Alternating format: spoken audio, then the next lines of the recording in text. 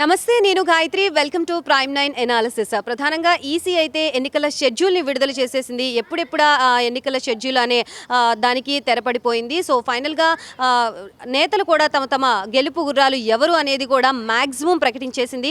So YSRCP అభ్యర్థుల్ని కూడా YS Jaganmohan Reddy ప్రకటించడం జరిగింది. 175 స్థానాల్లో ఎవరెవరు పోటీ చేయబోతున్నారు అభ్యర్థులు అనే లిస్టును అయితే రిలీజ్ చేసేశారు. ఇటుపక్క కూటమి తరపు నుంచి టీడీపీ, జనసేన, అలాగే బీజేపీ కూటమికి సంబంధించి కూడా కొంతమేర అభ్యర్థుల్ని ప్రకటించారు.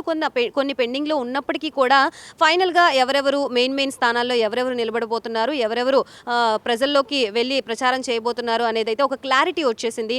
సో మొత్తంగా కృష్ణా జిల్లా తరపు నుంచి చూస్తే గన్నవరం మెయిన్ గన్నవరం నియోజకవర్గం గురించి మనం మాట్లాడుకుంటే వైసీపీ తరపు నుంచి వల్లభనేని వంశీ పోటీ చేస్తున్నారు. అలాగే టీడీపీ తరపు నుంచి యార్లగడ్డ పోటీ చేయబోతున్నారు. సో వల్లభనేని వంశీ గురించి మనం ఆయన పాస్ట్ ఏంటి అనేది, ఎక్కడి నుంచి వచ్చారు ఏంటి అనే దాని గురించి ఆలోచిస్తే వల్లభనేని వంశీ ఒక ఫ్యామిలీ బ్యాక్గ్రౌండ్ వచ్చేసి వాళ్ళ ఫాదర్ అనేది టీచర్గా వర్క్ చేసేవాళ్ళు. సో ఎడ్యుకేషన్ బ్యాక్గ్రౌండ్ నుంచే వచ్చారు అని చెప్పుకోవచ్చు. మంచి ఎడ్యుకేషన్ బ్యాక్గ్రౌండ్ ఉంది. సో ఫస్ట్ పరిటాల రవితో అనుచరుడిగా ఉన్నప్పటికీ కూడా టీడీపీలో మొట్టమొదటి నుంచి మంచి నాయకుడిగా ఆయన వల్లభనేని వంశీకి మంచి పేరుంది అని చెప్పుకోవచ్చు.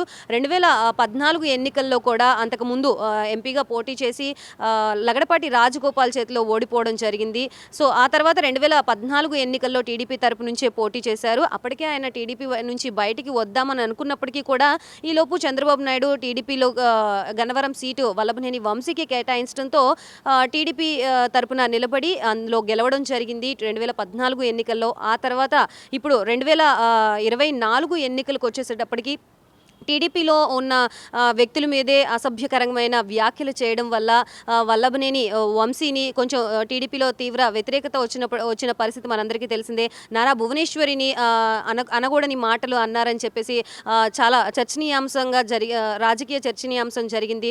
సో ఇదంతా ఒక సైడ్ పెట్టేస్తే ఇప్పుడు 2024లో ఆయన వైసీపీ తరపు నుంచి క్యాండిడేట్గా బరిలోకి దిగబోతున్నారు. సో ఇటుపక్క టీడీపీ తరపు నుంచి యార్లగడ్డ స్టోరీ చూస్తే ఆయన బ్యాక్గ్రౌండ్ వచ్చేసి వ్యవసాయ కుటుంబం నుంచి ఆయన వచ్చారు. ఆయన మొదటి నుంచి కూడా ఎడ్యుకేషన్ పరంగా కానీ లేకపోతే ఇంటెలిజెన్సీ పరంగా కూడా ఆయనకి మంచి నాలెడ్జ్ ఉంది. సో ఎడ్యుకేషన్ పరంగా ఒక మంచి వెల్ సెటిల్డ్ ఫ్యామిలీ అని చెప్పుకోవచ్చు. ఆయన యుఎస్లో ఒక కంపెనీని స్టార్ట్ చేసి సక్సెస్ఫుల్గా రన్ చేసిన వ్యక్తి కూడా.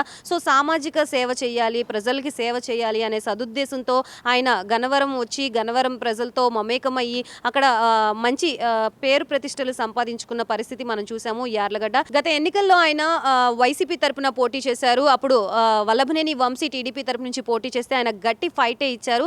సో దెన్ ఇప్పుడు రోల్ రివర్స్ అయింది అంటారు కదా. సో అదే విధంగా వల్లభనేని వంశీ ఏమో వైసీపీ తరపు నుంచి, అలాగే యార్లగడ్డ ఏమో టీడీపీ తరపు నుంచి పోటీ చేయబోతున్నారు. సో ఇక్కడ ఒక ఇంపార్టెంట్ విషయం ఏంటి అంటే ఇద్దరు కమ్మ సామాజిక వర్గానికి చెందినవారే కావడం, దట్టు టీడీపీకి కంచుకోట అనే చెప్పవచ్చు గన్నవరం నియోజకవర్గం. మొత్తంగా ఒక ఎక్కువ సార్లు టీడీపీనే అక్కడ గెలిచిన ఆనవాళ్ళు ఉన్నాయి. సో ఈసారి యార్లగడ్డ గెలుస్తారా, ఇటు వల్లభనేని వంశీ గెలుస్తారా అని తీవ్ర ఉత్కంఠ అయితే నెలకొంది. మరి ఇరువురిలో ఎవరు ఎన్నికల బరిలో దిగి ప్రజల ఆశీర్వాదం ఎవరికి దక్కుతుందా అనేది ఎన్నికల వరకు వేచి చూడాల్సిందే.